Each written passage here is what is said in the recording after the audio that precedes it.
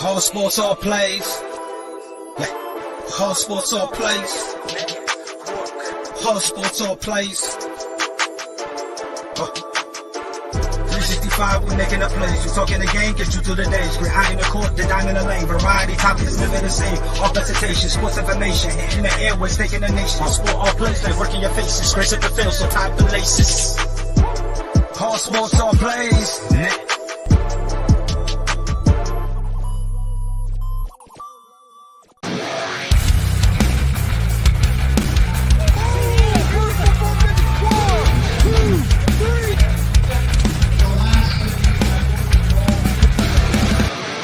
That'd be absolutely devastating.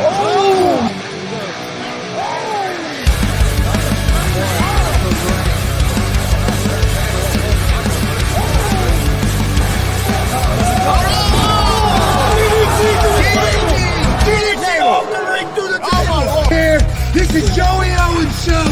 They've been trying to get me on this podcast forever, and this is the worst damn podcast I've ever been on. So you all can kiss my ass while I win this match.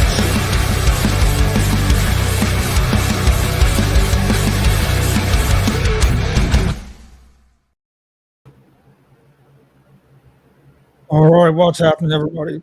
Excuse me. Welcome to G.W.R. Gonzo'S Wrestling Room, Monday, July 31st, 2023. I'm Chris Gonzo'S, joined by Tony Gonzalez, and joined by Marcus Fine. How's it going, guys? Good. Well, maybe we'll go ahead and get things started with Chris. We'll do some sharing some things there.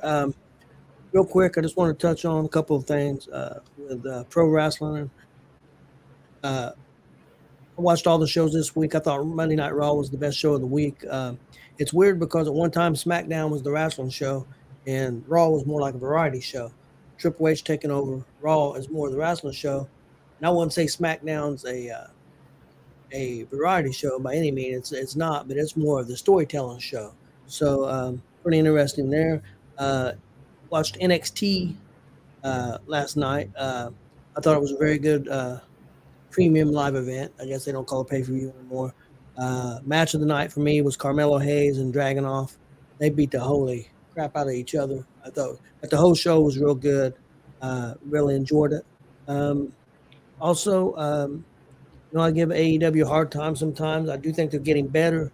I do see some more storytelling, especially on the Saturday night show, which mostly I get to see highlights because I'm usually not here. Usually gone doing wrestling shows and things. But I think they are slowly trying to do some more storytelling. The main thing is, can they stick with it? That's been the biggest problem. They'll start a story, and it'll last 3 weeks, and then it's over with. So we'll see how it goes from there. Chris, what did you think of the NXT Sunday? I thought it was pretty good. I didn't see all of it, but I saw most of it. I really thought the Carmelo Hayes and Dragunov match was real good at the end. I thought Gable Steveson had a pretty good debut. Yeah, some fans online, because he took on Baron Corbin, and they were for Baron Corbin and kind of booing. Chris, help me with his name. Gable Steveson. They was kind of booing him, and people said, "Well, they're going to have a big problem if they're going to boo him." And but like my response is, "Why are they going to have a problem?" People started booing Kurt Angle when he first came in, and he became a great big heel for him. So I don't think it's going to be an issue either way. But he looked good. He looked pretty good. Well, wanted to touch on something that we did this weekend before we get into the wrestling.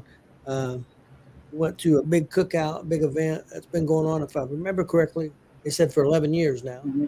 It was my first year. I know it was Chris's second. I believe it was Marcus' second time going, if I remember correctly. Just an outstanding cookout, party, event, whatever you want to call it. But friends getting together, I guess. But I thought it was really fantastic. And the food was fantastic, and the people were fantastic. Marcus, you got any thoughts on that? I couldn't say it better. Okay. We look forward to that forever. Like I said, we was watching the weather all week, hoping it didn't rain out, but you couldn't have had a better day for what we did Saturday. So, no, it was nice. It was a great event. Yeah, yeah. Couldn't ask for better weather. Didn't get too hot. Didn't rain. The only time the sun came out was whenever I decided to go to the porta pot. And then the sun decided to come out and shine right on that porta pot. It scorched you in the pot. Yep. Yeah, I'd come out of the pot, then the sun go away. That's the way it seemed Hey, like. how's it go? How's it going? Excuse me. How's it going, Billy? Watching from Cedar Hill, Texas. Welcome, David. Yeah, David, welcome. Hey, Kelly. Glenn said NXT Great American Bash was awesome. I thought it was really How's it show. going, Glenn? I tell you what was cool. They opened up the show, Marcus, with with some stuff with Dusty doing some speeches and different things. But then Cody Rhodes came on the screen and talked about the history of the Great American Bash, and they had a lot of different clips and stuff. Some with Dusty, some with the NXT wrestlers. Now I thought it was really well done. Which WWE does that stuff great anyway. He said he wants to see an NXT premium live event in Indy. And then he also said that Melo Hayes' chest gonna need some pain relief cream. Oh yeah. I don't know. I'd say Carmelo Hayes took probably about 20 chops at least. And Carmelo's a darker skinned guy, and he was very, very red. he took a beating. I doubt if he's ever took a beating like that. But he did retain the belt though, in a great match. Well, Friday, me and Chris took a visit down to WCWO, and one of the rare times Marcus didn't get to make it. WCWO, which was a good move on your part, Marcus. It was very, very hot. Everybody I talked to said it was hot. Yes, it was. And we wasn't. Yeah, I went out there into the main crowd a couple of times. We was back in a video room. The video room was a lot better than it was out there under the lights and stuff. That's for sure. But Chris, what do you think of Friday's show? I thought it was a real solid show. We'll be airing it here, I think, in a couple of weeks. But I thought it was a pretty good show. Yeah, no, I thought it was a real solid show. I thought the main event was a real interesting match, and then you had some other good matches on there. Logan Myers, Zay Gates was another one that really stood out to me as well. So I thought it was a good night of action. It was hot. It was that you're right. It wasn't as hot back there where we was as it was up there, but it was still hot. Most people were trying to hang out outside, out back until they had to come in. Yeah, Chris was getting mad at me because I would be up towards the mic and you couldn't hear the fan, but if I leaned back just a little bit, try to get a little air, right in the microphone. Chris said, "Hey," I had to move back up. He stopped trying to get some breeze. I was like, I get no breeze over here, neither you. Because if wearing those headsets, well, it had done the same thing to these mics too. But you turn that fan and it was blowing right into that mic, and it was just the whole time in your ear. I was like, "That we can't have that." It didn't bother me. I'm sure it didn't bother you. Okay, well, that brings us to Sunday night. Marcus did go to WCWO and got to see a rookie show. I think it did feature some of the regular wrestlers too, but it featured several rookies. And also, but I didn't know this, Marcus. I don't know if you know this. You may. I guess one of the rookies couldn't make it because it wasn't there because he had to have a appendicitis. So there was. I didn't know. Yeah, Chris had told me that a rookie that they're very high on couldn't do the show because he had been feeling bad and he went to the doctor and had to have his appendix removed. So there's one, I guess, that they're very. Show up. Yep.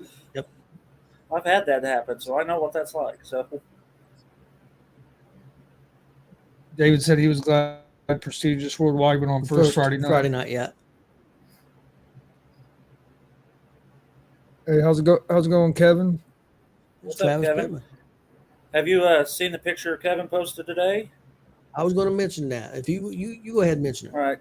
Kevin does custom poker chips. Kevin will have to remind me. I don't know if he went down there and delivered them in person. I think he might have. Or sent them to Hogan's Beach Shop in Florida. And and a picture came back today that Hulk Hogan's holding one of those chips. So I seen that. That's cool. it's big news there for Kevin. I'm proud of you, buddy. And you want custom poker chips, any kind of designed artwork, chairs, whatever, hit up Kevin. And if he can do it, he'll tell you. He's very fair. And if he can't, he'll just tell you he can't. But Kevin's very talented. So Yes, he Hogan is. like it. I don't know any better right now. And he's had it in, I think, 27 states. He's got poker chips now, I think he told me. He can, if he's still on there, I'm sure he'll chime in. Yeah. But The one sitting right here. he made some for them guys. And Kevin says here that he went to Hogan's store May 1st and met the store owner. And he also said 19 states. 19 states. Well, Marcus, give us the rundown of what you're seeing on Sunday with the rookies. No mind? Okay, well, first, I got to make a statement. Okay. I think you know where this is going. I've been paid an undisclosed amount of money to announce that Ref Luigi is the best referee to ever step into the squared circle, not just in Indiana, but in the entire world. Okay. That's my plug. If anybody wants me to plug you on this show, just hit me up in my PM, and we'll see what we can work out. But that's what I was told yesterday. So, okay, I'll have to say the rookie show was outstanding. 6 wrestlers and 1 referee, and the referee will also be a wrestler, but he's been doing refereeing work. Trained under Tommy Two Shoes, who's his senior referee for WCW, has been for years. Kid's very good at what he does. Tommy Two Shoes came out and just bragged up one side and down the other on this kid, and his name's Kevin. And he refereed some of the matches last night. 6 different wrestlers. Love the gimmicks. Very good gimmicks. This is a good group of people. I guess Dex Royal is the head trainer of these guys, and he came out and made a statement that he couldn't be prouder of these guys, and we all agreed that these guys are doing fantastic work. They will go far somewhere. Good. So the very first match was territorial champion Hidari. Hidari has a brand new look. Did you guys see him Friday? Was he doing like more of a Kamala type look? Not necessarily the painted stomach, but new tights and new ring music. No, not really. no, he had the same on Friday. So that must have been the first time. Oh yeah, you ought to see this. I love it. More African looking, like Kamala. I seen pictures. Yeah. I think he's healing now too. I don't know when that took place, but he defeated Tajon Cage. Now Tajon has wrestled probably about 6 months now, but he was in the rookie class. A guy named Rays. He's a lucha gimmick, mask and all. You're gonna not believe a lot of what I tell you, but I was there. I seen it. I have to give it to the veterans for putting these guys over, because Rays defeated Jackson Morgan via submission. Really? Now, and he was very good. A guy named the Hoosier Hot Boy, Kurt Bousset. Skinny type guy, but very muscled. Very tall, very slinky, muscled fella. He defeated Damian Real. Then they had Zay Gates defeated Logan Myers and Logan Myers and Jake Phoenix to retain the Gunslinger title in a 3-way. And then Wiley was out on the floor. So the Buck Sexton was the guest ring announcer for last night. Yep. See, give me a second, Dave. Just a second. I'll get it. But yeah. D-Buck Sexton attacked Wiley and laid him out on the floor. Well, Daniel, if you want me to plug you, buddy, send me some info. We'll go forward. But anyway, so guest ring announcer laid out Wiley out on the floor after that match. And then we did a kind of an intermission where they announced the upcoming shows coming up. But then after that, Always Loud, Timmy Jackson, which is the ring announcer on most nights, defeated Damon Real. And turnaround's fair play because Buck doesn't want people announcing him. Timmy was not about to let the Buck announce him, so he took the microphone away from him, announced himself, handed it back to Buck. Buck says, "Well, that's how it feels, huh?" He said, "Well, I ain't gonna stop doing it that way." But so then Timmy Jackson defeated Damon Real, and we know what he looks like because I think he was at the Bearcat Rumble. That's the persona he's going with. Waterboy Cameron Stewart. Now you guys know who this is. He's one that was helping to reset the boards at Jay County. He defeated Max Sterling, and he's going places. And then the Outlaw champion Dex Royal defeated a guy named War Ready Maliko. Looks like a Samoan gimmick. I don't know if that's where he's going with it, but right now that's what he looks like. Okay. A Samoan gimmick. So yeah, outstanding crowd. Those guys did fantastic. Then after the show, or after that match, Dex Royal said how well this kid's doing, shook his hand, then low blowed him and laughed and said, "Well, that's welcome to the wrestling," and left. So The interesting thing, because we've talked about it before, all of us, about different shows you go to, and Marcus said it was happened again yesterday that 5 minutes before the show, there's hardly anybody in the crowd. He said he looks up 5 minutes later and the place is completely Kelly packed. said it. She says they're packed back there, and I looked 5 minutes before bell time, and there was probably nobody past second row. And then when I looked again, there was a ton of people back there. And it was funny because when this Kurt Bousset was behind, his mama must have been behind us, and she was yelling, "I did not pay to see you lose, boy," and we're just losing it. But he ended up beating it. You're in my top 30, Travis, maybe 20. What's up, Chris? What's up? I love you, country. You know that. Hey, how's it going, Cameron? There's Cameron. See, I just plugged him. Did a fine job last night, Cameron. I got the first ever Cameron Stewart autograph last night. Yeah, I saw you post it. So that's what took place. Okay, well, Hey, Justin. our next topic we had on the agenda is who invented famous wrestling moves. You just came on too late there, Cameron. You got to back up maybe 2 minutes, but you go back and rewind it. Watch it later. And some people out there, you guess this if you think you know who invented these. I know this one, the first one I'm gonna go with, may surprise some people. I know Marcus knows because I've told him. Who invented the chokeslam? See if anybody's got any guess out there. This one was really surprised me when I looked it up and found out who did it. Some of them I knew, some of the stuff, and some of them I didn't. Undertaker? Nope, that's a good guess. That's what probably most people would guess. It wasn't Rey Mysterio, so don't say that. Reno? Nope. I'm going to let one more guess come up and then I'm going to give it out.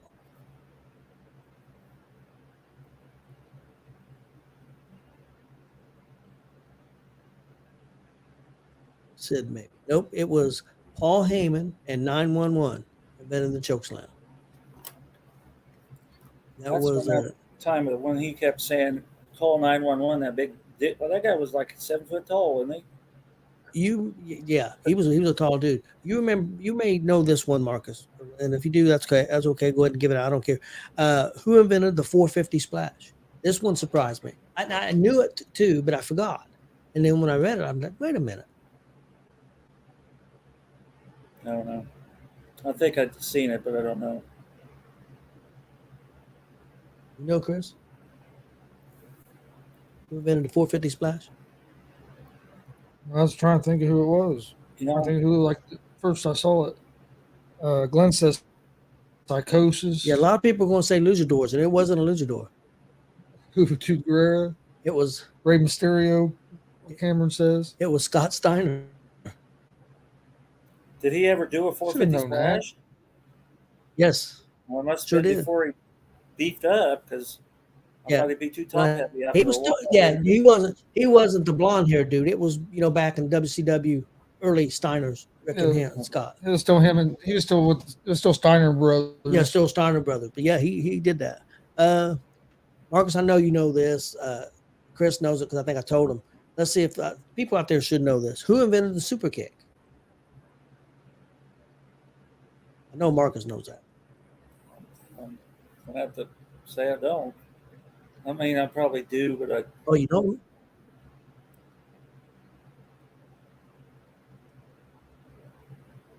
Kelly Fine, she did. she got it. No, she said me. She said invented herself. the super kick. Like knowing that HBK, happened. no, he's the one that probably made it famous. No, No wonder you heard Kelly. You got to quit that. Marcus, I know you're going to know this once I tell you. I'm sure I do. think somebody We've just put talked down. about it. Yeah, Billy Buzz knows this one. Chris Adams. Oh World yes, class. Chris Adams. we did. We talked about that too. This one. That's the only reason I knew is because I told we had talked about it. This one surprised me. Who invented this? Who invented the suplex? I was shocked about this. And how far back are we going? Because that move's been around for a long time. Well, this guy was around in the 80s. He probably could have been wrestling, I'd say, in the 70s too, late 70s.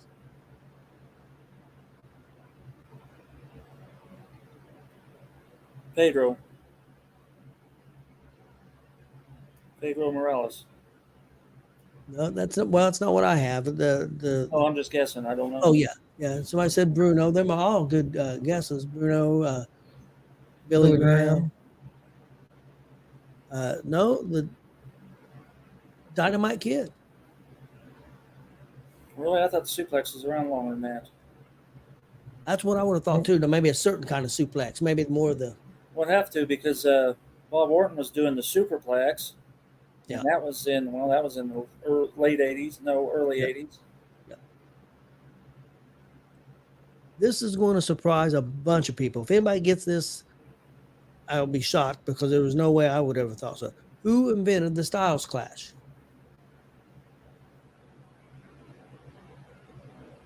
I have no idea. I honestly, I thought it was AJ Styles. I did too. Fujinami.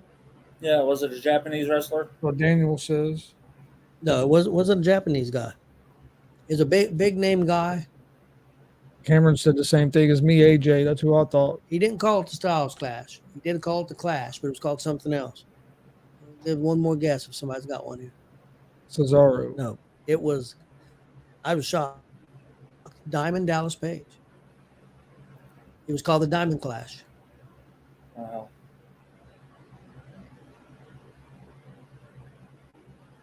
The Diamond Cutter or the RKO. I think a lot of people might know this.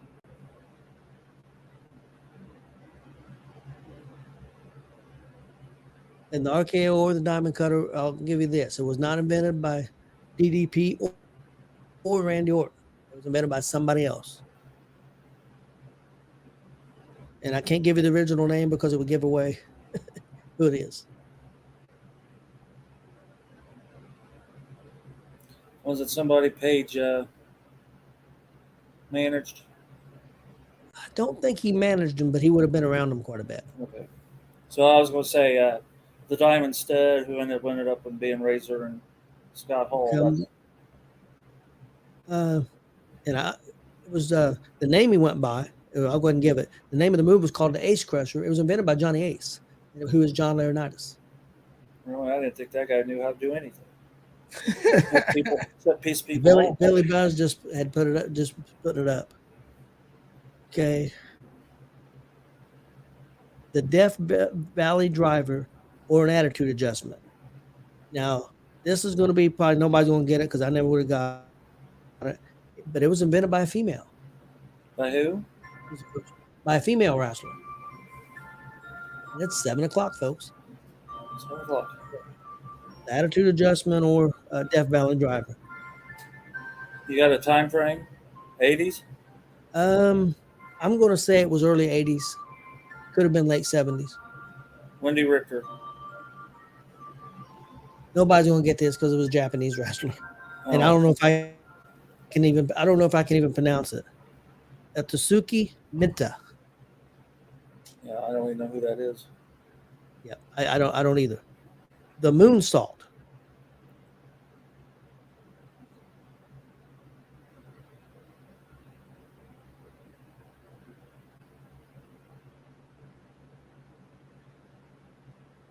I have no idea. The moonsault was invented. I will tell you, it was by a Mexican wrestler. I will say that, and I still don't think that's going to help anybody get it. I never would have got it.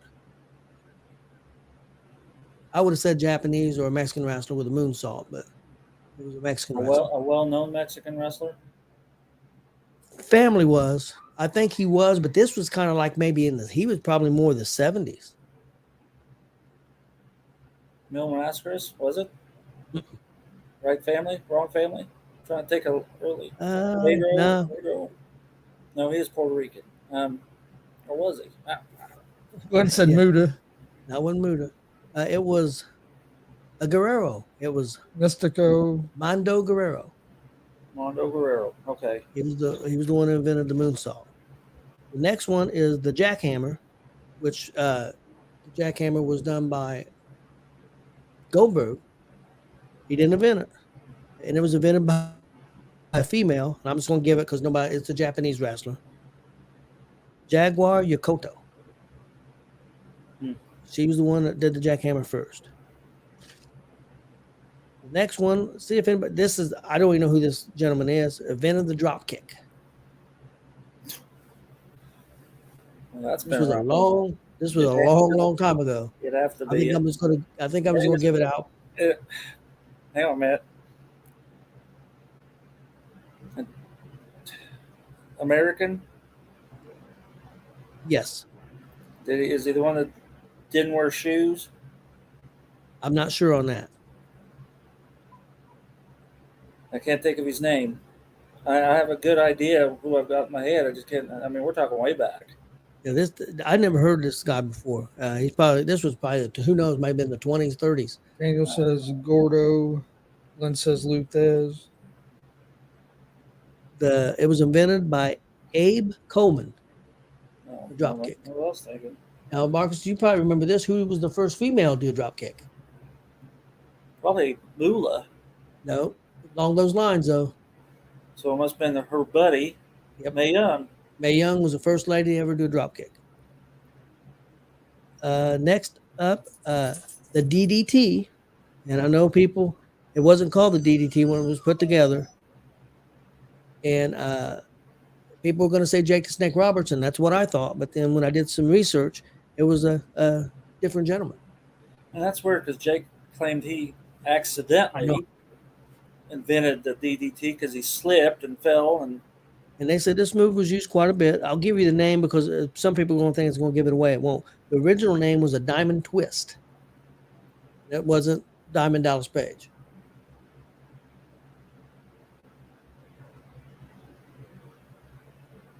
Not seeing any guesses, so I'm going to give it out.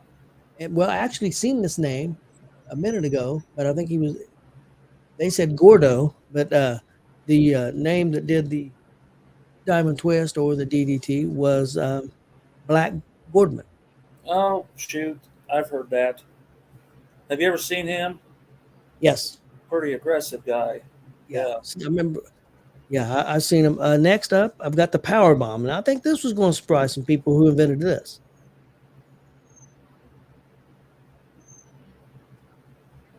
Give me some guesses out there, guys, on the Power Bomb. Vader. It wasn't Vader. I know He probably Vader- probably one of the best ones to do it, but Yeah, I thought he did it better than Nash did. or Billy Graham. Nope. A very famous. Some people would say, as far as in-ring wrestling, one of the greatest of all times. Luthez. Yep. But I can't see. Did he? I can't see him doing a move like that. He was the one that originated the Power Bomb. Wow. Now I I was was go look shocked. and watch him do one because he was more. Glenn sexy. said his name earlier about on one of the other ones. Okay, next up, and I'm gonna tell everybody this here: sharpshooter, Scorpion Deathlock, either one, what you want to call it. It was not Sting, and it was not Bret the Hitman Hart that invented that move. It was a Japanese guy, wasn't it? Yes, it was. Because I seen this just the other day. But it's one of them names you can't pronounce, isn't it? Pretty much. Yeah, yeah. I have trouble with American names, let alone. Tony gave me this project, and I finally, after 2 days, like, Tony, I can't do it. I can't find nothing. So Okay. my part of the show is a little different. So yeah, the Sharpshooter was done by Ricky Choshu.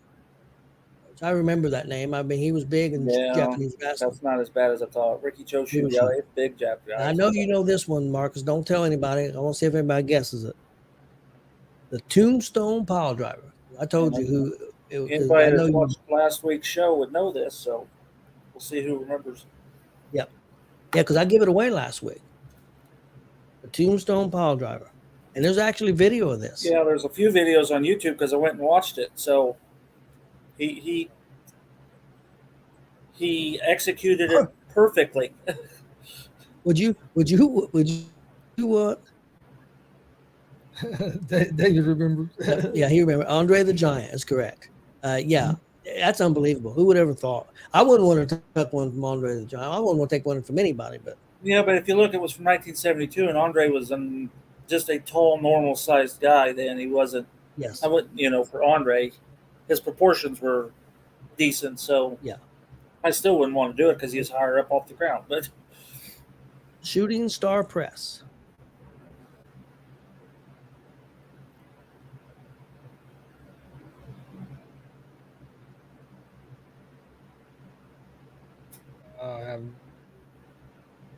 Pretty famous name. I'll give it a Japanese wrestler.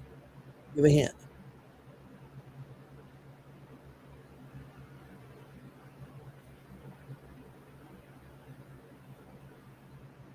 Jumbo Shruda.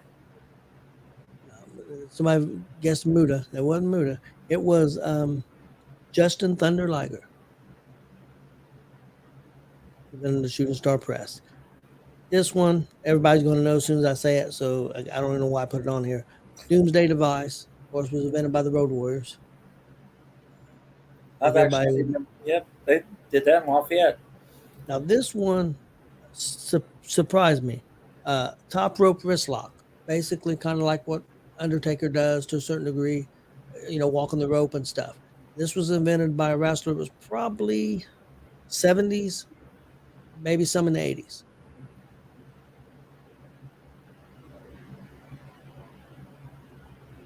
Big name. Damon Rogue. Damien. Did you put that out there? No, I haven't put it up there. Put it up there. Put it up there. I will. Damien. That's awesome.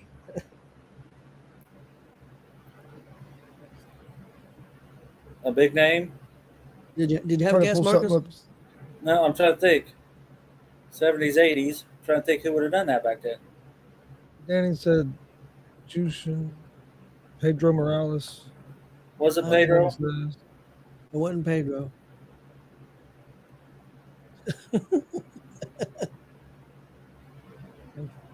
That is true. That is true. We had a nope. The top rope wrist lock was invented by the Spoiler, mass wrestler. Spoiler. Yeah, that does go back.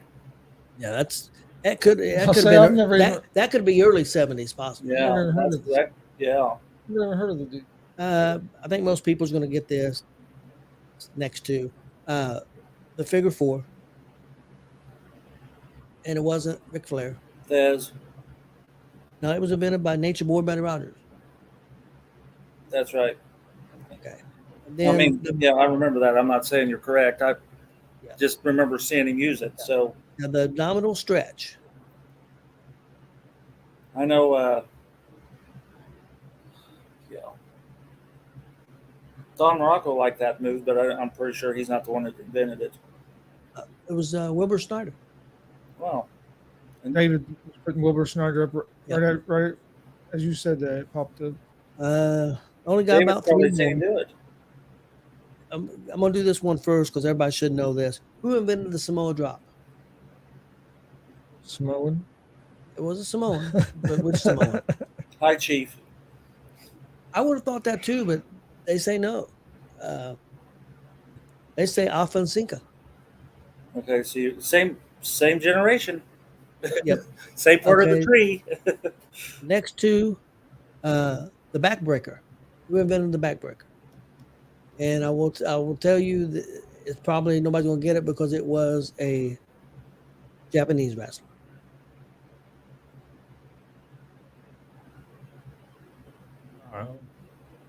Aiko Godo. I don't know. I don't know enough Japanese wrestlers. Well, no, I don't know that one And either. I remember the name Godo, but I don't, you know. The last one I have on my list is the sleeper hold. Who invented the sleeper hold? Oh, a lot of people use that. Yep.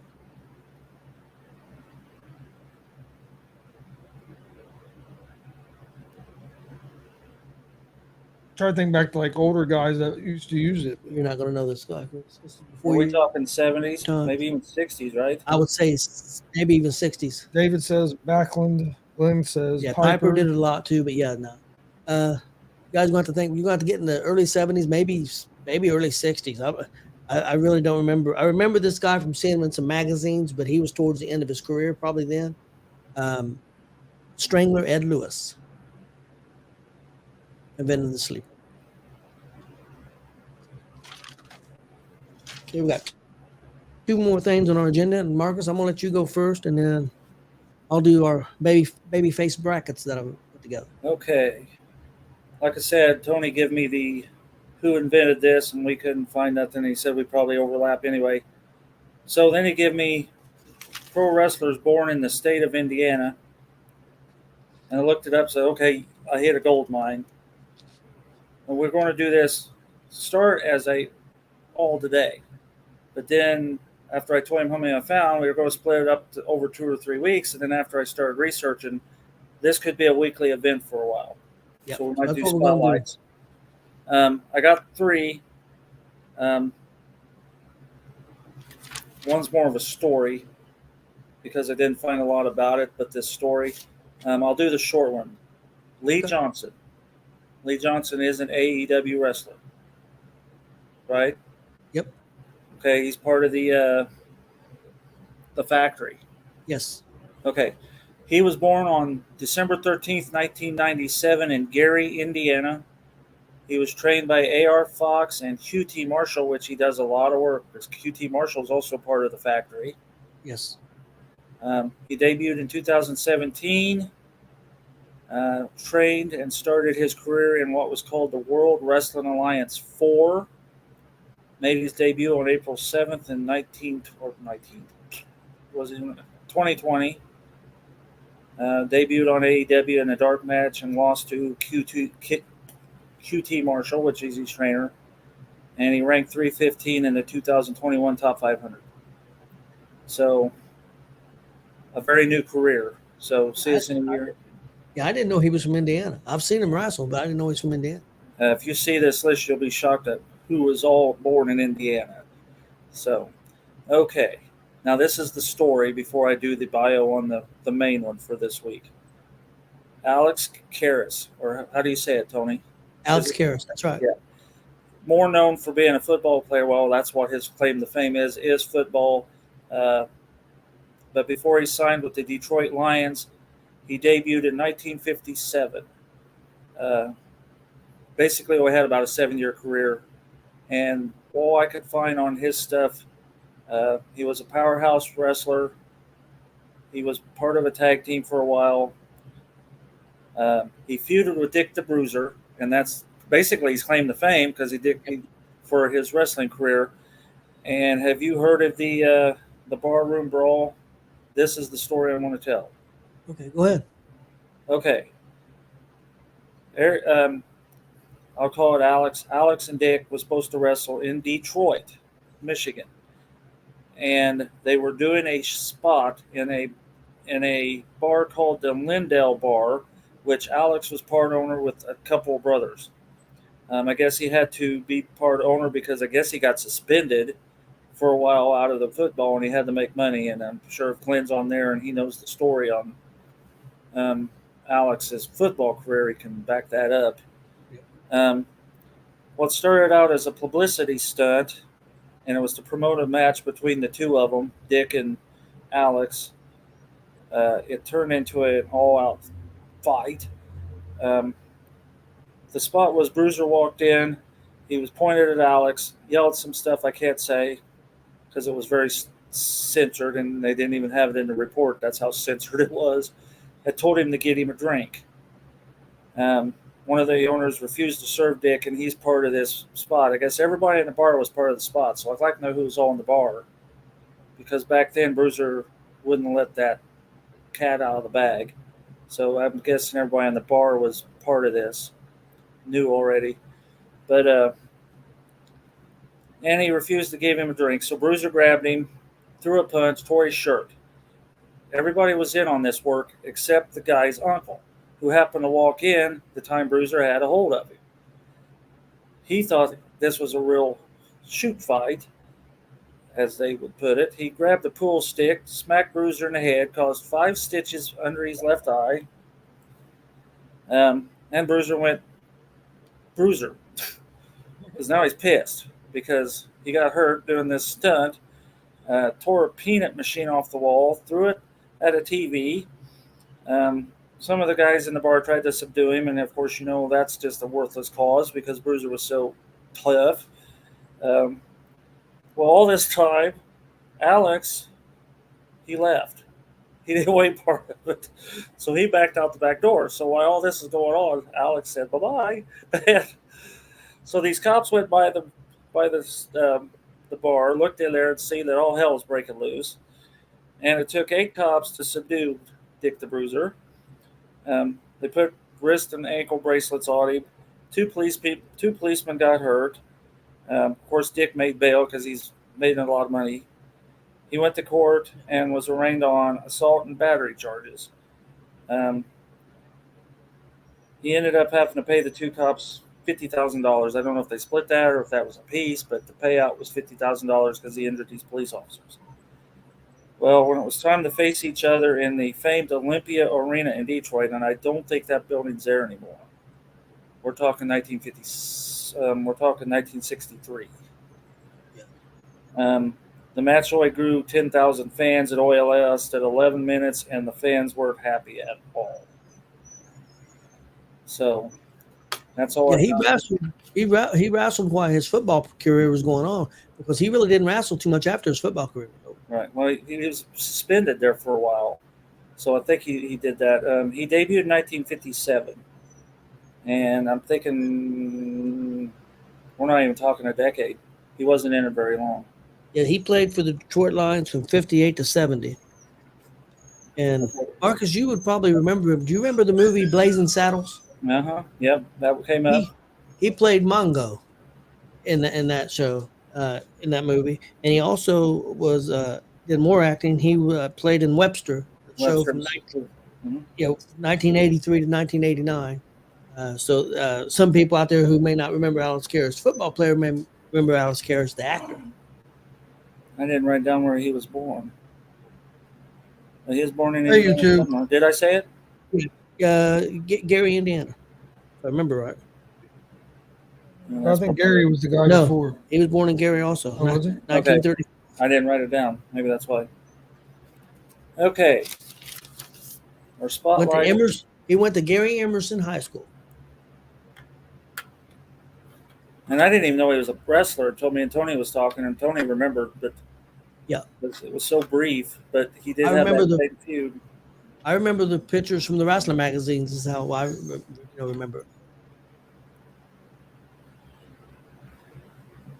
Okay, Damien had a question real quick. See what you guys think. Actually, I thought he was already in. I was wondering about Pee Wee Herman, who just passed away, whether he might make it into the WWE Hall of Fame because he had been on WWE Monday Night Raw at least once, maybe more than once.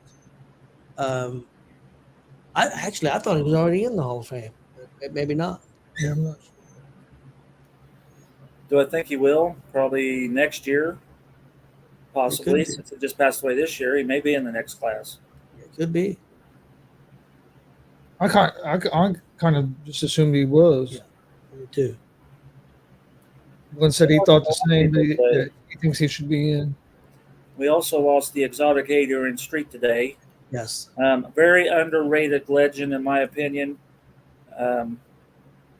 That's another guy I would have loved to have seen in person. Have you seen the documentary on Peacock on him? Yes. It's very good. He pushed the boundaries before it was a thing. Yeah. The way he dressed, the way he acted, very well. He did his gimmick very well. And he was tough, dude. Yeah. He was a tough man. So, okay, we ready for our spotlight of the week? Yep.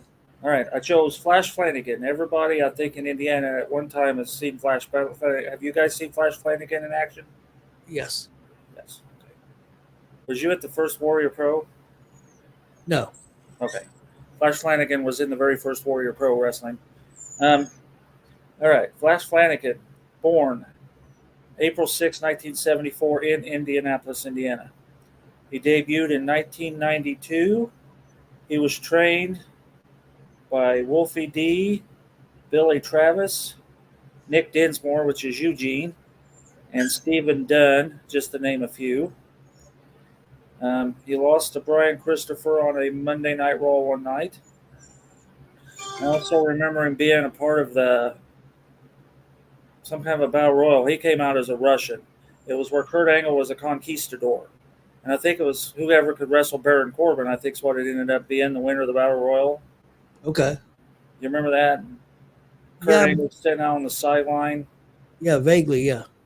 All right, well, Flash Flanagan was in that as the Russian, and they didn't remember what his name was. And he went over and he says, well, that guy got eliminated. He later was also an EMT, and I don't know, somebody got hurt in his EMT. Yeah, Flash is a good man. And you'll see why when I get into this. Because David's worked with Flash, or Buck has down in Hoosier Pro. So, let's see. He worked in TNA as Cobain. He worked in IWA Puerto Rico as Slash Venom, and I remember that gimmick. He worked for Ring of Honor, and of course throughout Indiana. Now, I personally have seen him in NWA Indiana and Lafayette, of course Hoosier Pro Wrestling down in Columbus, EWF and Converse, Wrestle Arts in Franklin, and of course he was at the debut show for Warrior Pro Wrestling. Many titles. Hoosier Pro Wrestling, he was a 3-time heavyweight champion, a 1-time tri-state champ, and he went into the Hoosier Pro Wrestling Hall of Fame in 2014. In IWA Puerto Rico, 1-time heavyweight champ, 1-time intercontinental, 4-time tag, 5-time hardcore. In OVW, 4-time heavyweight, 1-time TV title, 1-time hardcore, 5-time tag. A brief stint in Pennsylvania Championship Wrestling where he was a 1-time champ and a 1-time tag. And this surprised me, and I'm not so sure this is totally accurate. I always seen he was in the PWI Top 500 once, and he ranked at 122 in 1999. I'm pretty sure he's been in there more than that. Yeah. That's just the only one that came up. He worked for Southern Illinois Championship Wrestling. Must have been there a while because he's a 5-time Championship Wrestling Classic champion, a 4-time, and he's a current tag team champion there, so he's working there now. Okay. So 4-time current tag team champion. USWA, that was a Jerry Lawler company, right? Yes. That's what I thought. 6-time tag champ. XCW, Midwest Heavyweight Champion 1 time. Music City Wrestling, 1-time tag champ. NWA, 1-time NWA North American tag title. He's a former New Era Wrestling champion and a former NWA Heritage title champion in NWA Midwest. So, that's all I got. Let me see what page 2 looks like. Yeah. So, yeah, Flash Flanagan has quite a career, and he's still at it. I haven't seen him, like I said, since Warrior Pro, the first day of Warrior Pro, but evidently he's wrestling in Illinois somewhere. Marcus, how old is he now? Well, he was born in '74, so he's getting ready to be 50. Yep. Is that right? Yep. Yeah. So that's our Well, we highlight seen- for the week. I don't know if you remember, we seen Flash Flanagan actually here in Muncie. Show. Was that what I there have, at the ball at that one building? this was at the fairgrounds. This has been Okay. quite a few years ago. Well, I got here I got babyface brackets, and what's interesting about these brackets, I've got a few different sets because I did them from different reports, and it's weird on who they ranked in the top 10. That's kind of interesting. Chris, you got a pen? Because I forgot my pen. Maybe we would see what we think. The first one I have is the top 10 baby faces from Bleacher Report. Their number one person was Ricky the Dragon Steamboat. Their number 9 was Tito Santana. Number 8 was Rey Mysterio. So I got these bracketed off. Who would you pick between Rey Mysterio and Tito Santana as babyface? Now this is top babyface. You mean it's popular? Yep. Or it would have to be Rey Mysterio, even though I like Tito better. But I think you'd have to go with Ray. I think. yeah, Chris, you Rey agree? because he's Okay, still active now. Number 10 on their list was Hacksaw Jim Duggan. And number 7 on their list, and they'll be going against each other here for most popular, Kevin Von Erich. Ooh, depends on where he's at. I will have to go with Hacksaw. But if you're in Texas, I have to go with Kevin. He was in Texas, but I think Hacksaw was big in Mid-South, and he was pretty big in WWE too. And WCW. Okay, next match. Okay, we'll start now since we've went through the 10.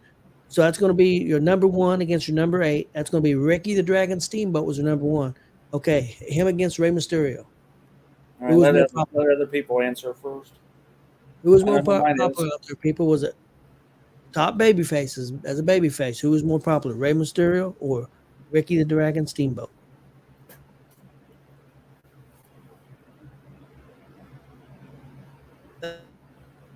We're getting some Rays. Got a Ricky. That's really, really tough for me. I'm gonna say Steamboat. Mine's Steamboat. I'm old school. I think Steamboat. Of course, Damien's younger. He thinks Ray. Kevin says Ricky. Billy says Ricky. And we're gonna go with Ricky. Our 4 and 5 matchup. Number 4 on their list was Hulk Hogan. Number 5 on the list was Rock and Roll Express.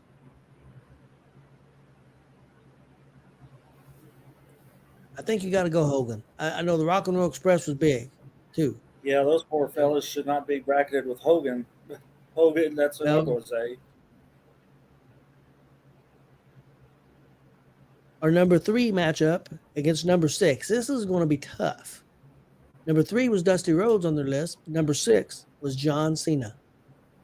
Oh, well, I'm going to say Dusty because I'm not really cared for John Cena, but let them decide. If it was up to me, I'd say Dusty, but John Cena was huge, man. The merchandise he sold. Well, I'm not giving him that. Oh, I mean, I am giving him that. Yeah, John Cena is very good, very popular. And if I had the chance to meet him right now, I'd do it, but he's just not, Getting more so far. Getting all Dusties. All Dusties. Really. We got one Cena. David said Cena. He said it was a hard one. I'm gonna say we're gonna go with Dusty, and then our next matchup who before we get to Cena? semifinals. Who said Before Cena? we get to David Kraft. David Kraft said Cena? Yep. An old school wrestling. Good. David, you let me down, buddy. Okay, I would an old school person like next, you with a big Glenn, get a hold of him. You know what the bad thing is? That's wrong with it. okay, we're doing babyface brackets, and this first bracket. The reason I'm saying this is because somebody was asking. Damien Neville wanted to know what we're discussing here.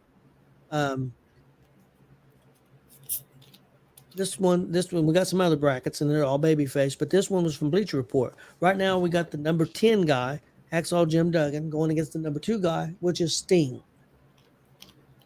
Sting I against you? Sting against Hacksaw. I think you got to go with Sting. That's a no-brainer, yeah. I agree with you, David, under those criteria, yes. Okay, our final 4. Our first matchup is number 1 seed Ricky the Dragon Steamboat against the number 4 seed Hulk Hogan. I think popularity-wise, I think you got to go with Hogan. Mm-hmm. I would say I Hogan. prefer Steamboat, but now this is a tough one. Number 3 seed Dusty Rhodes against the number 2 seed Sting.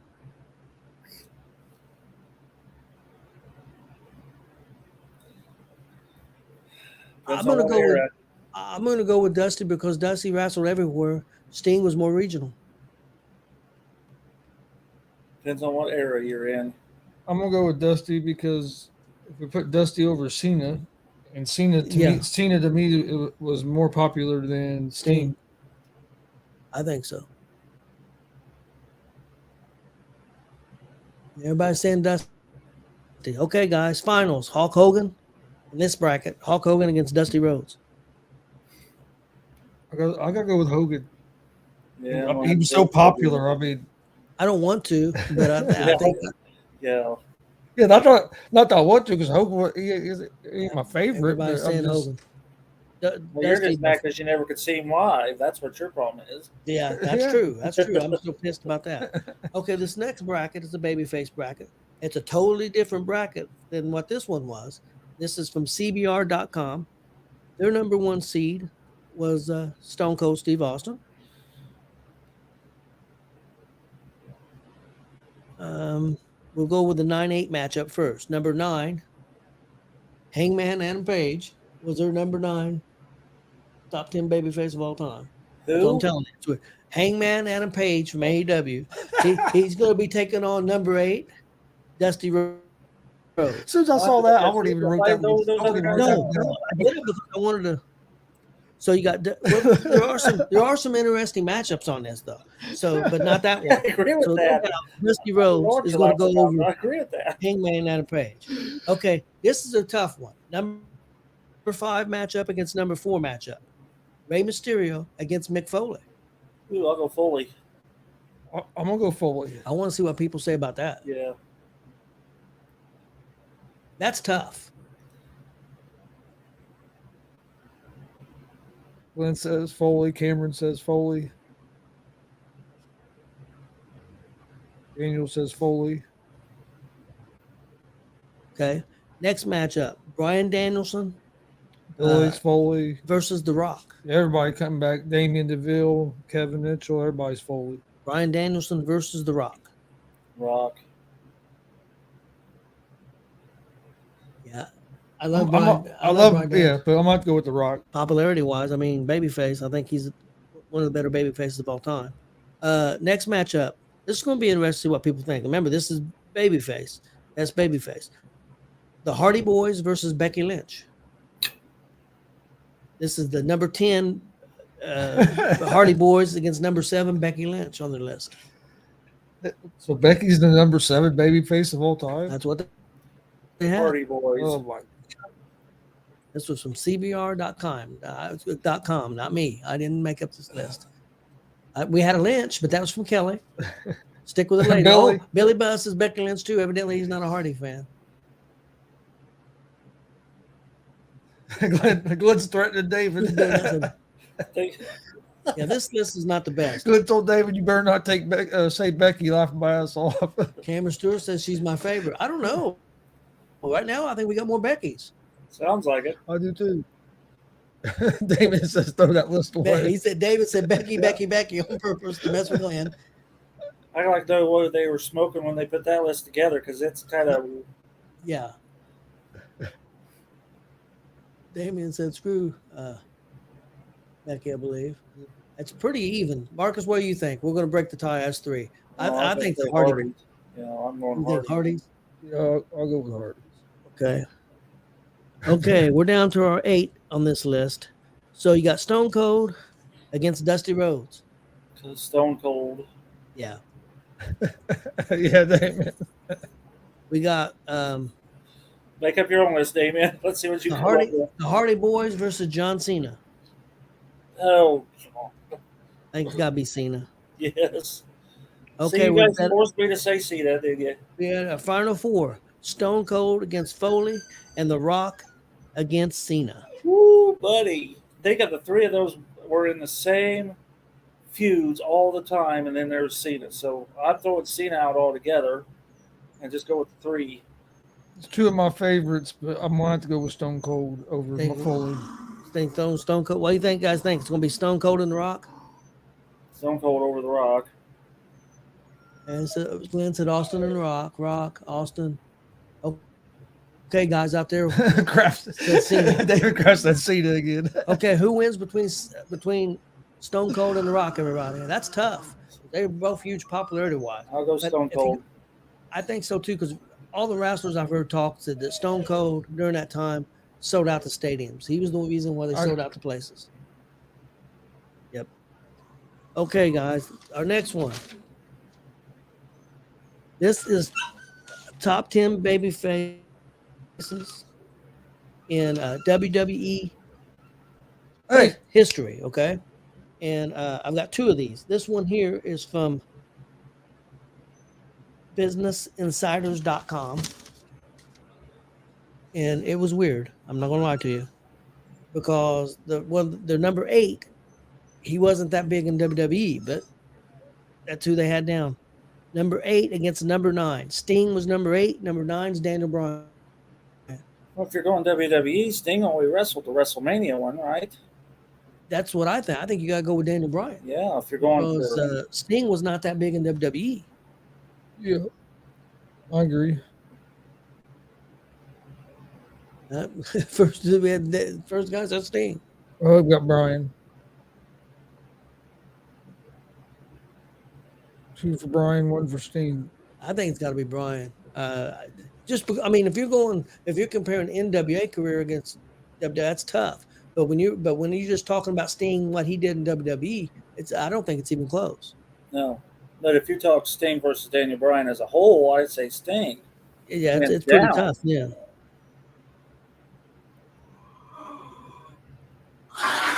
Hey, you guys knocked that damn wire down and. So who did they pick? Did they pick Sting or Daniel Bryan? Who are they fighting about that? They're fighting who wins. Okay, guys, I guess we're going with Daniel Bryan from what we're seeing. Exactly, we have to. Because of the category. Next is the 7 to 10 seed. 7 was Dusty Rhodes on theirs, and 10 was Bob Backlund.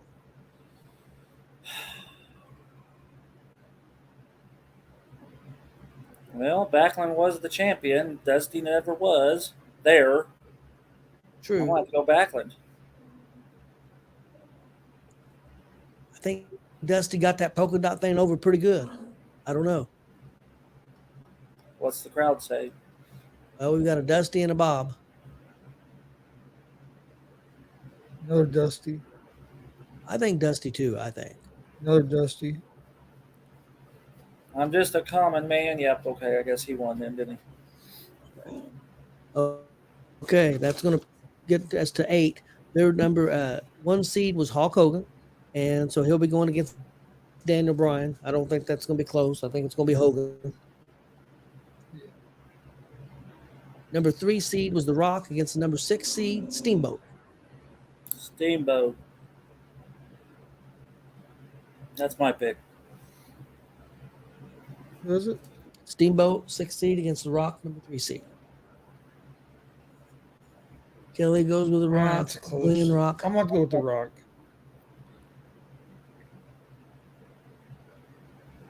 Daniel says Steamboat.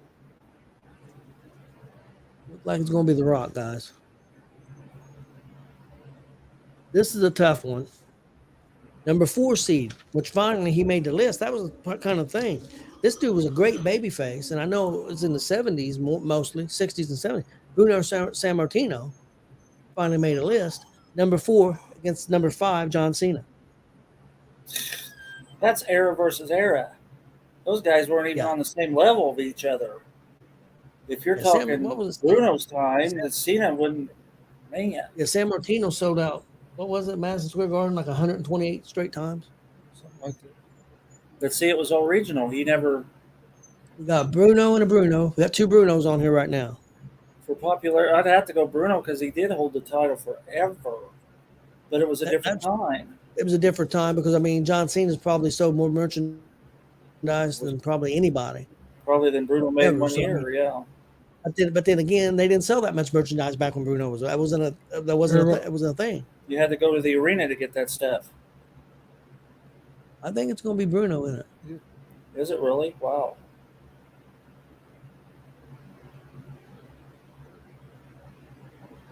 Next, Dusty Rhodes against Stone Cold Steve Austin.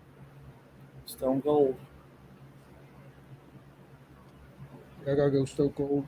Yeah, I hate to. I like Dusty. Dusty's one of my favorites. I think I got to go Stone Cold. WWE. Put Stone Cold in the NWA, and Dusty's got him. So Yeah, that's true. So we're down to our final four. And it's a pretty good looking final four. We got the Hawk, Hogan versus Rock, Bruno versus Stone Cold. Let's go to the first matchup. Hogan and Rock, guys. Who was the greater babyface? Hogan.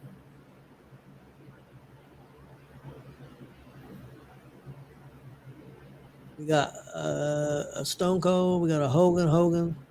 Well, I thought it was Hogan versus The Rock. Yeah, it was Hogan versus Rock, guys. Help me out here. Hogan versus Rock. If you're doing Stone Cold, Okay. yeah, Stone Cold. Okay, we got a Rock. We got a Hogan. Yeah, it's gonna be Hogan. Bruno against Stone Cold, guys. Stone Cold. Man, it all depends on your region. God, I still think Bruno it's Stone Cold. Yeah, it looks like everybody's going Stone Cold. So, guys, Hulk Hogan versus Stone Cold. Stone Cold. I'll say it one more time. Some people may still be on another one. Hulk Hogan versus Stone Cold, guys.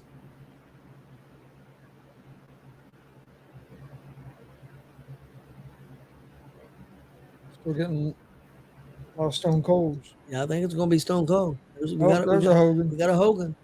Was that David? No, Damien DeVille.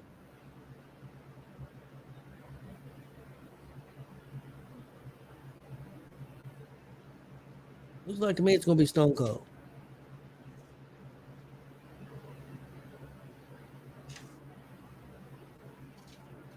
And I've got one last baby face bracket. It was another weird one, guys. Again, don't kill the messenger here. Here's a guy making his first appearance, a number 10 seed. You know, when you stop and think about it, he should have probably been on way before. This is from givensport.com. We'll start off with, and then there's another one that went on in the other brackets. Got number 8. You guys gonna kill me. Becky Lynch against number 9, Bret the Hitman Hart. Making his first appearance on any of the brackets. You know what I'm going to pick? It's going to be Bret. Yep. Nothing against Becky Lynch. I like Becky Lynch too, but I don't think she'll out popular Bret at the pit though. Now this is going to be an interesting one. Number 7 against number 10, making his first appearance on any of the brackets. Number 7, Rey Mysterio, but this guy making his first appearance, number 10, Undertaker. Taker.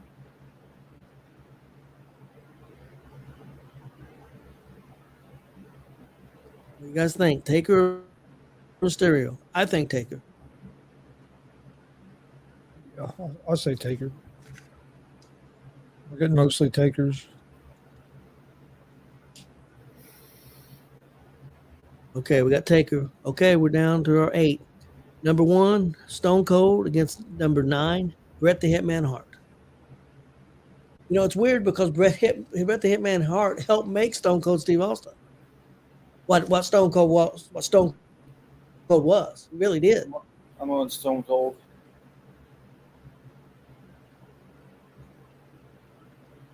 But I will say, I thought Bret Hart should have been on all these top 10 lists. No, I agree. As Bruno should be on all the top 10 lists. I know it's a different time. Billy says Bret. David says Stone Cold. I thought it's going to be Stone Cold again.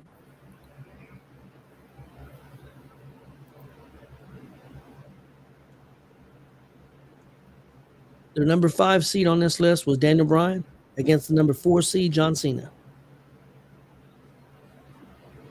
Cena. I think Cena's just, for the amount of time he done it and everything too.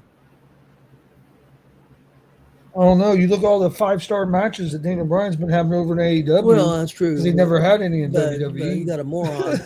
You got a moron that gives out them 5 stars.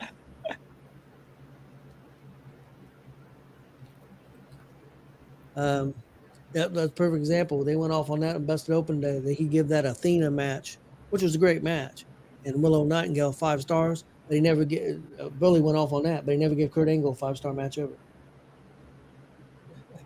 Number 6 seed Mick Foley against The Rock. Foley. You think Foley over The Rock? That's my pick. Oh, we got a Rock here. Got another Foley. 2-1. Chris, what do you think? Another Foley. Rock and Foley, Chris. Oh man, I'm gonna have to say Foley just because I was a bigger fan of Foley. But man, The Rock that's a tough one. This bracket is from givensport.com. Rock, Mick, and it's about tied. What'd you say, Chris? Foley. Let me count these up, Chris. 2 Foleys, 2 Rocks, 3.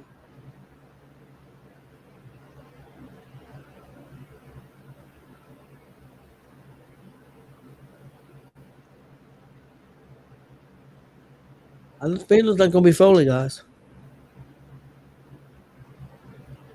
Then we've got number 10 Undertaker versus number 2 Hulk Hogan. Thanksgiving Christmas.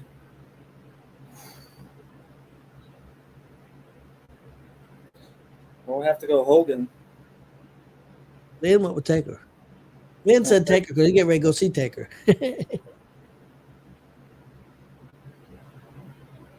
I think as a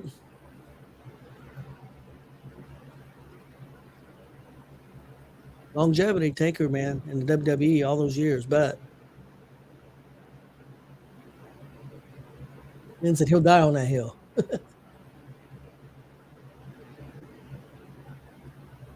Daniel Fuel says Hogan.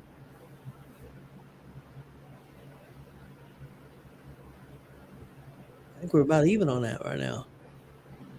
Nope. Quite a few takers, don't we? 1, 2, 3.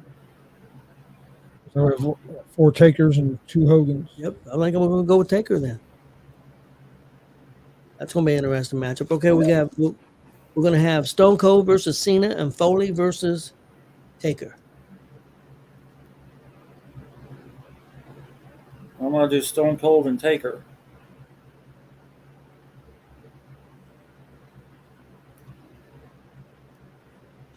See what the people say here. We got Glenn saying Stone Cold Taker. He agrees with you. We got Foley and Taker and Stone Cold and Cena.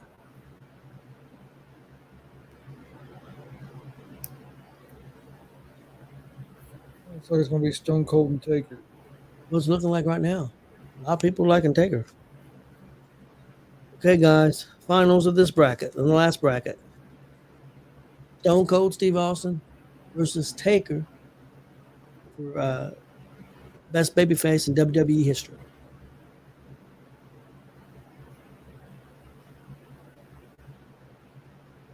We got 2 Takers. Another Taker. Look like everybody loving the Taker, man, on this one. Daniel says Stone Cold. Well, Stone Cold. Okay, yeah, Stone Cold. Another Taker. Another Taker. It's going to be Taker, guys. And that's what's weird because out of these 4 lists, that was the only list that Taker made it, and he made it as a number 10 seed.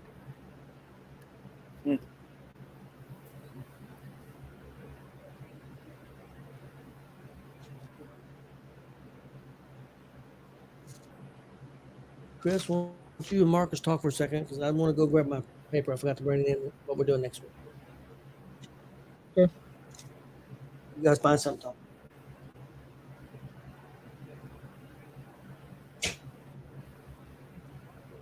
to talk. Glenn said Taker speed. Should have been a 2 or a 1 seed. Well, Taker's Damien got the says best character, especially for longevity too. I mean, 30 years he's Yeah. been the only. I mean, he recreated it a few times, but to be the Undertaker the entire time. Yeah. Yep.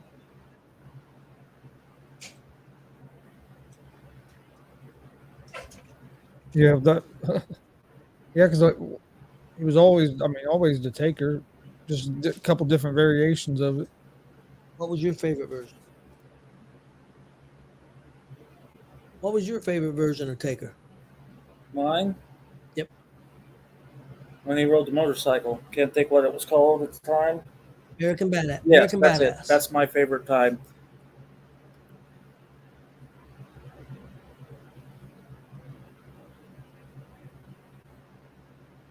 Yep. Shit. That was created in Louisville, Kentucky. What are you doing, Chris? What are you doing, Chris?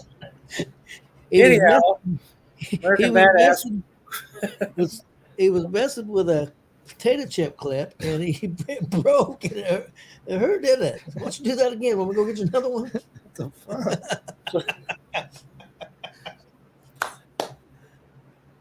So anyhow, The hell was the that? pay-per-view that was in Louisville, Kentucky is when the Taker debuted as the American Badass. And the Monday Night Raw right after it was in Indianapolis, and Kelly and I was there for that. Oh, cool. Well, that kind of segues to something that I have down here. So, first of all, next week, what we're going to be doing an independent wrestling update with DCCW, WCWO, and I know Summit Pro, because we're going to be at Summit Pro also. We'll be at DCCW on Wednesday. I'm sure Marcus will be at WCWO on Friday. Mhm. Not sure about us yet. Also, Saturday night, SummerSlam happens. We'll be talking about that some on Monday. And this was one of the things he was talking about. I was going to ask you guys to think back, and I was talking more about WWF, WWE, ECW, or WCW matches that you've seen live. Your favorite matches that you've seen live. Sing live, like in person live. In person live. Oh, well, that'd be fun. And however many you want to come up with from whatever promotions you want to come up with. And then I have I've never seen a match live. I already know what you're going to pick number one, and I already know what I'm going to pick number one. It'll be the Well, I same know thing. Hogan won't be on your guys' list, but No, we never got to see Hogan live, that piece of crap. Sorry, Hulk Hogan couldn't make it tonight. Sorry, Hulk Hogan couldn't make it tonight. That's not the same night, guys. It's a different. Sorry, Hulk Hogan didn't make it tonight. We'll give you your money back. And I got a 6-year-old and a 3-year-old. Oh, we don't want to leave. Son of a. ooh, I got a bunch coming to my head right now.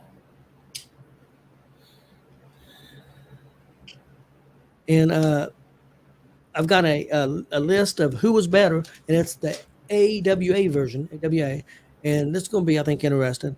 And then we'll have more from Marcus' series of Born in Indiana Wrestlers, segment 2. So we'll have all that next week, next Monday. I thought it was a good show tonight, guys. You guys are going to be surprised who was born in Indiana. Yeah. I gave a list of names to Tony, and he was as shocked as I was with the set of names that I see that was on that list. Yep. And you guys can go Google it, and you probably will drop your mouth if you didn't already notice, too, when those names come up.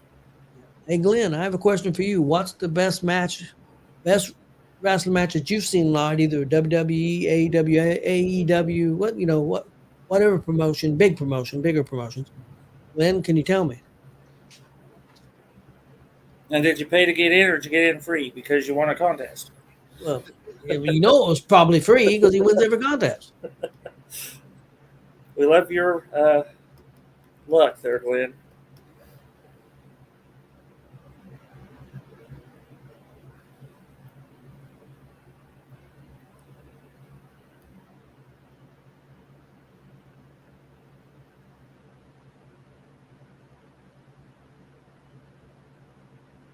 Damien, you was at that Brett versus. We was talking about that you've seen live, but you was at Brett versus Austin at 13. Really? Was you at WrestleMania 13? Where was that one at? Michigan? I don't remember where 13 was at. Yeah, Damien was there. Damien DeVille was there. Where was it, Damien? Was it up in Detroit or somewhere? I don't remember.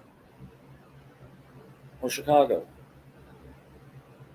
Glenn Richards says Rosemount Horizon. Yeah, because I knew they had one in Chicago. So, Glenn, did you have a favorite match? I didn't see.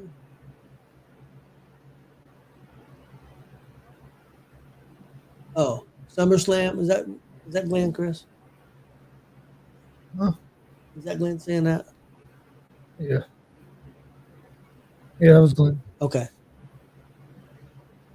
SummerSlam, the Hell in the Cell. Was that in Indy? Glenn was at that. Yeah, 2008. Edge and Taker. We was there. Me and Chris was there too. I wasn't. So I think that'll be fun. Best matches we've seen live. And like I said, we got the AWA list I've got for who was better. And again, like I said, Marcus is Indiana Wrestler. So Plus a recap of all the shows we're going to. yeah, we got a lot going on this week. Yeah, Piper and Brett would be all. Well, yeah, you've seen that, didn't you, Marcus? No, I wasn't there live. No, Oh, I thought you was at no, I that was one. at WrestleMania 8. Okay. Damien said he was at that 8 as well. Damien, was you at Hogan and Andre? WrestleMania 3, Detroit. Well, I was thinking Hogan and Andre main event, the rematch. Yeah, Indy. Billy Ray tells a story about that Detroit one that he was there. He was at Detroit with his uncles and stuff.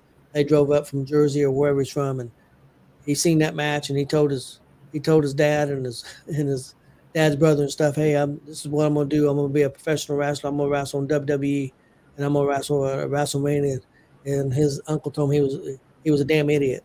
He was a little idiot. He wasn't gonna wrestle, be a pro wrestler. Because Billy Ray proved the wrong, did he?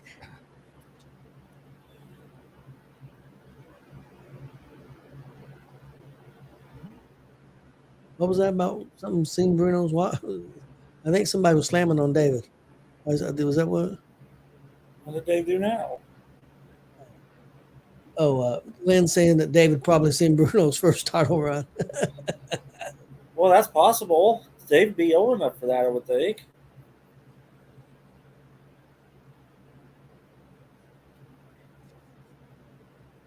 What are you trying to say, Marcus? You trying to say David's old as dirt?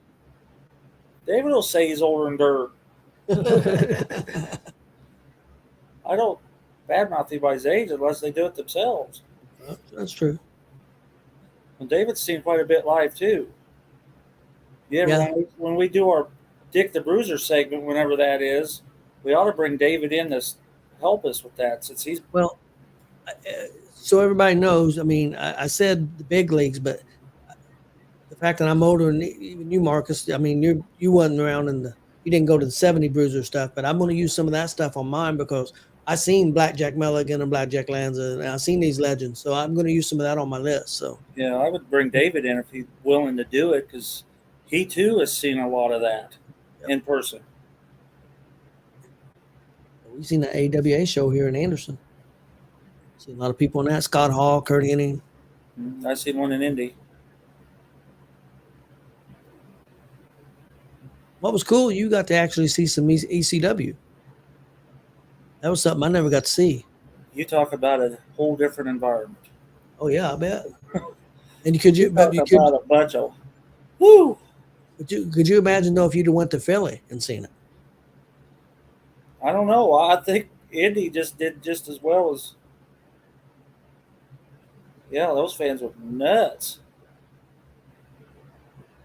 Well, all right, everybody. Well, thanks for tuning in. I think we had a good show tonight. Yeah, I thought it went real well. Please hit that subscribe button on YouTube, like, follow, Facebook, Twitch, Twitter, Instagram, all at Gonzo's Sports Room. We appreciate everybody watching. We'll be back on Monday with another episode of G.W.R. Wednesday night, no, we'll be at DCCW. Not sure if we'll be able to go live or not. It just depends on the internet. And then Sunday at Summit Pro. So we will be live for that one. But then we'll be back Monday night with another episode of GWR. Thanks for watching, and we'll see you guys next time.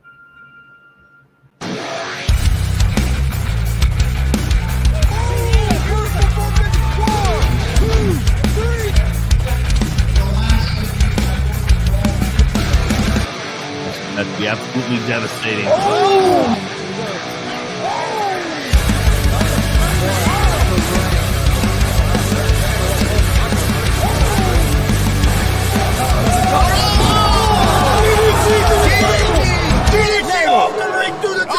Here, this is G.W.R. show. They've been trying to get me on this broadcast forever, and this is the worst damn podcast I've ever been on. So you all can kiss my ass while I win this match.